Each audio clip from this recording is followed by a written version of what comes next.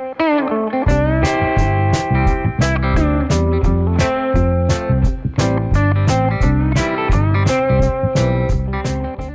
guys, Alec, Peirce at the ranch, and here I am under my windmill. I've been working on the windmill for the past 2 or 3 weeks, making sure it's working smoothly and getting the pump refurnished. The pump just wasn't pumping water as well as it should be, so I'm rebuilding all of that and so on. And as I'm doing this, I'm going to share some of these things with you. So you folks out there that have old windmills, a lot of this will apply to you. This particular windmill is a Beatty Pumper, made in Fergus, Ontario, Canada. Other places as well. It was a very, very big company, purchased by GSW, which became GE. You all know General Electric, GE. But they have not been made for a very long time, 100 years. Anyway, today I thought what I would do, so that over the next 2 or 3 or 4 episodes talking about the windmill, how it's made, how it's built, how to rebuild it, how to get it up, how to make the pump work, all those things. I want to do all of that with you. I thought I would take a minute, however, and talk about terminology, the language of windmills. Yes, because we're going to have a problem. If I talk about the engine, you're going to say, what engine? It's a windmill. Windmills have engines. So let's do that. Kevin, I want you to go upstairs. I want you to go up to the very top, and I'm going to point out and explain to the viewers the proper names, the most commonly used names. There are other names as well, but the most commonly used names for these different parts of a windmill. At the very, very top, the most prominent feature of a windmill, obviously, is that big thing that spins around. Well, that big thing that spins around is properly called a fan. Now, actually, to be completely honest, as you can see, there are a whole bunch of blades on that fan. Well, they don't call them blades, they call them fans. Yeah, I know this is confusing, but each of those individual blades is actually called a fan.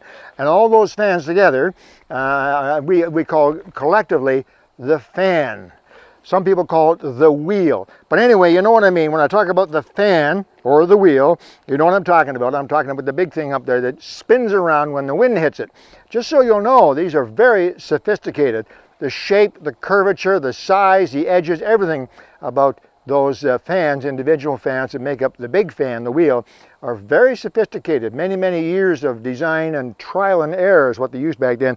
They didn't have computers or CAD programs. They had to trial and error until they got the most efficient form, and that's what they ended up with, the fan. Now, you also know one of the most distinguishing features of a windmill is the thing that sticks up behind. It looks like a big triangle sticking up behind the fan. Yeah, that's called the tail. So again, sometimes some windmill people call that the vane. The vane, like a weather vane, you know. But I like the tail. I like to call it the tail. It might be called the vane because its sole purpose is to make sure that the fan, right, the big wheel, you're with me on this, faces into the wind. And it does that very simply. When the windmill is in mode, that is, when it is set to run, the vane, the tail, is at exactly right angles to the fan. It points directly up behind the fan. Now, that's being the case, let's assume the wind is coming from the north. If the wind is coming from the north and it hits that fan, hits the tail, it's going to push the tail away from it. And if it pushes the tail away from it so that the tail is in the same direction as the wind is coming from, that means that the fan must be facing the wind. You take a minute to think about that.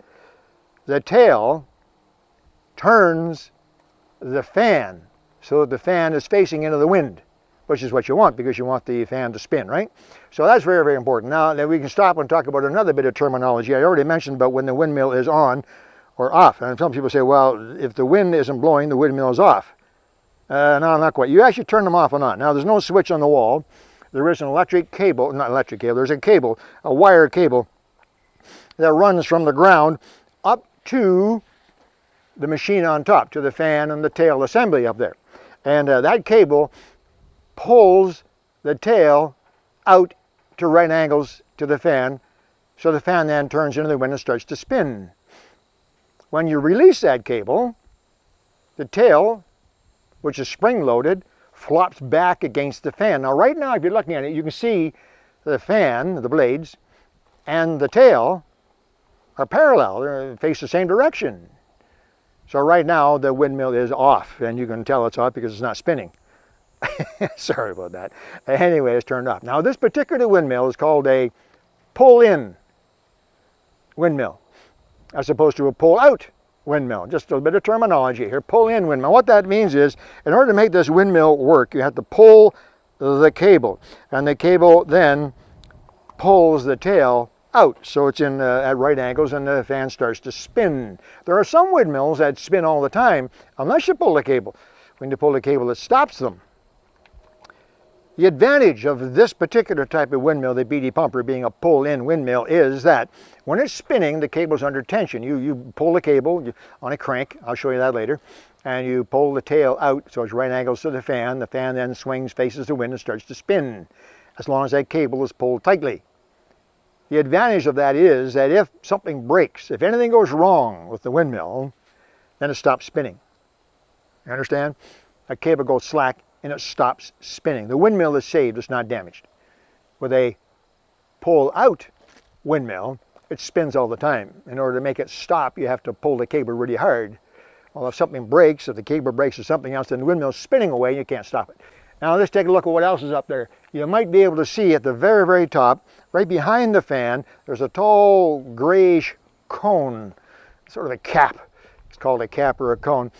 And that actually covers the machinery underneath. That covers the big gears underneath. I'm going to talk briefly about how that works at another episode so you understand exactly what happens inside there. But essentially what happens, just quickly for you mechanical types, the fan spins, it's on a gear. That gear drives two big gears, and on those big gears there's what's called a pitman arm attached to the outside of those gears.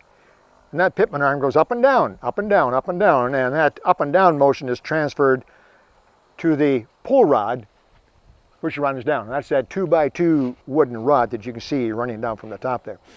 Okay, so that cone or cap, it's on the very top, held on by a single great big nut, covers all the machinery in there.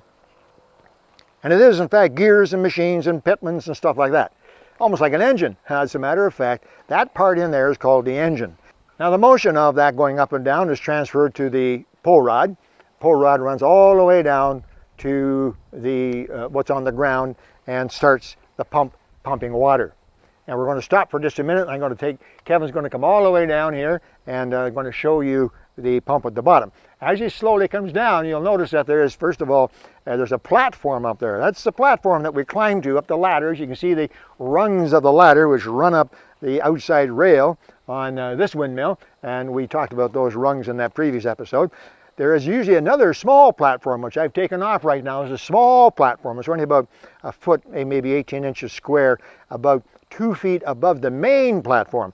That platform is on there for a simple reason. From that main platform, you cannot quite reach into the engine, so it's hard to check the oil level. So there's another smaller platform that's usually in there. I've taken it out right now. I'm going to put it back in, and that is called, are you ready?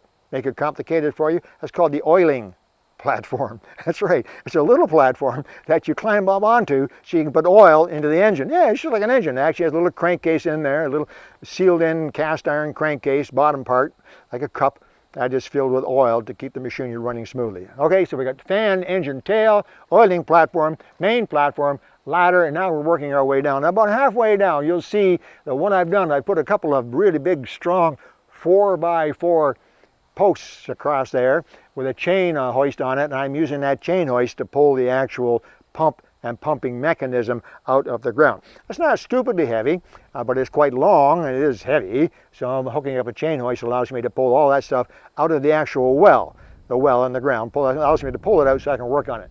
And down we come right down to the bottom. And we get right down to the very bottom now. Kevin's going to be there in just a moment, and you come right down to that green thing, which is attached to the big round wooden ring.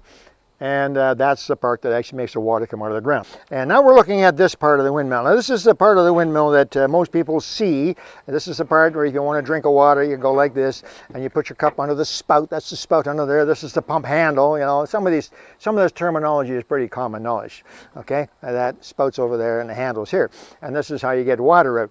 Now this particular device has some special features, 2 special features in particular that I want to point out. But before we do that, because this is supposed to be the language of windmills, using the proper terminology, I want to tell you that this is not a pump. You know, people call this, they look, oh look, you got a pump. Well, I may or may not have a pump. If you see this, sitting over a well, there may or may not be a pump because you can't see the pump. I'll explain in just a moment. This part that you see sitting above the well, this big ring sits, I'm standing on the well right now. I think you've seen this well before, haven't they? Yeah. So this big ring sits on top of the well itself, and this device sits on top of that ring. Okay? And when you want water, you come over and you grab this and you pump it up and down.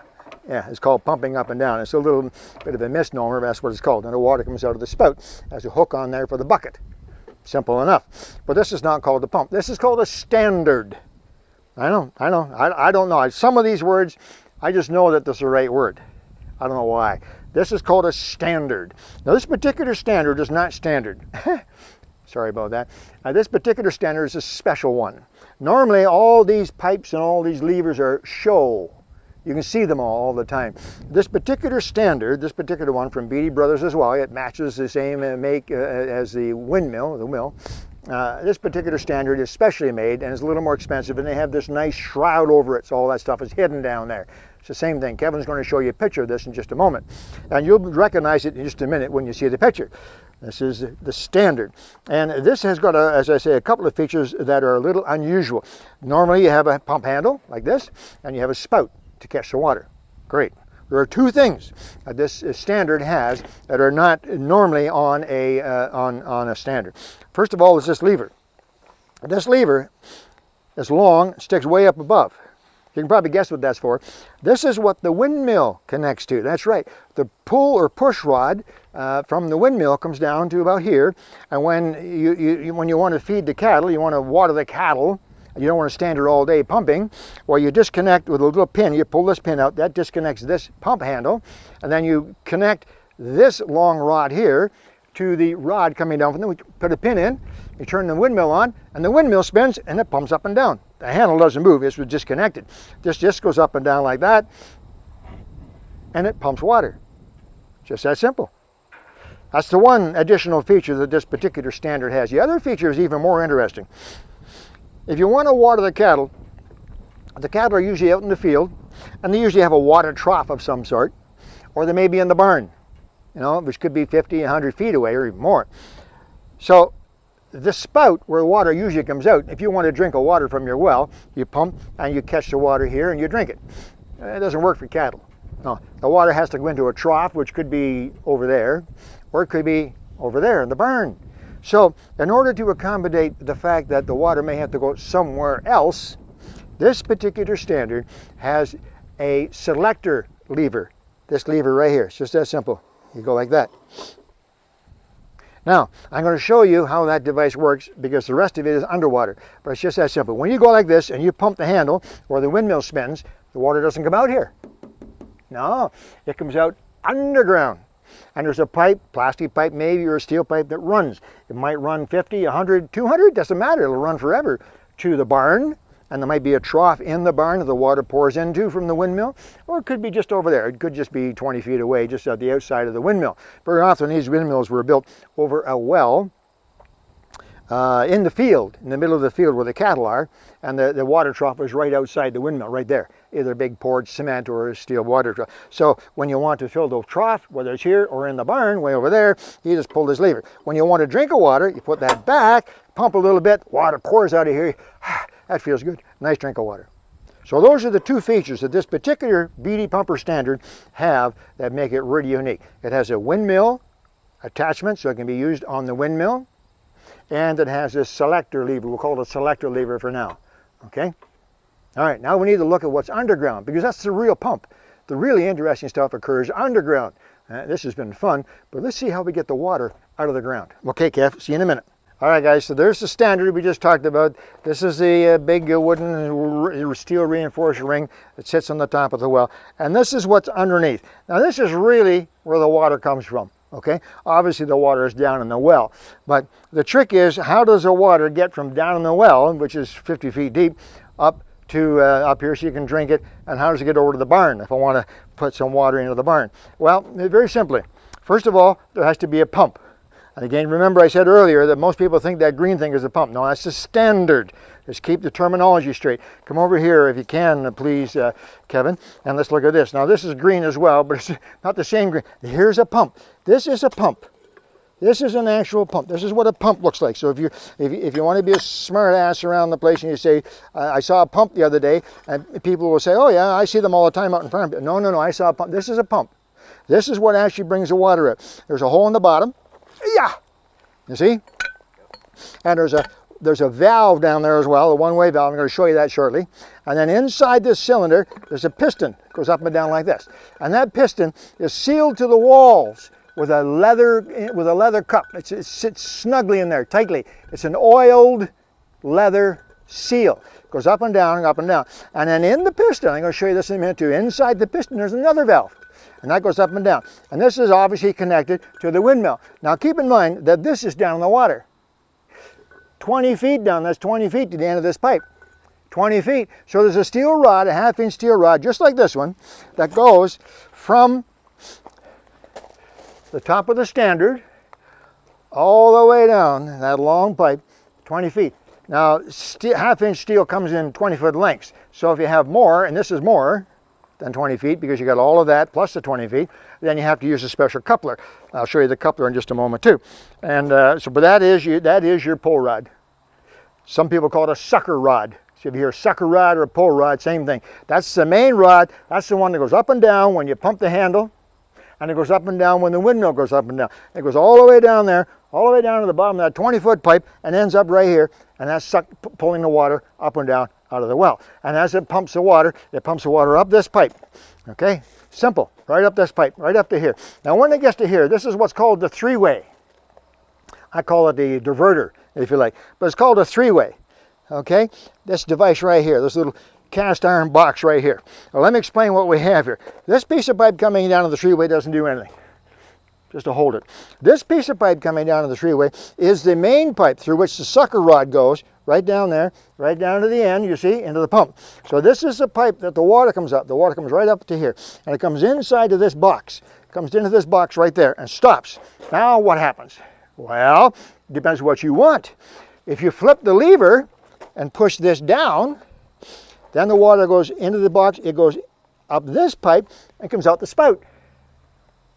If you don't want a drink of water, you want to water the horses or the cattle instead, then you flip the lever the other way, this moves back up, and now the water comes into this box.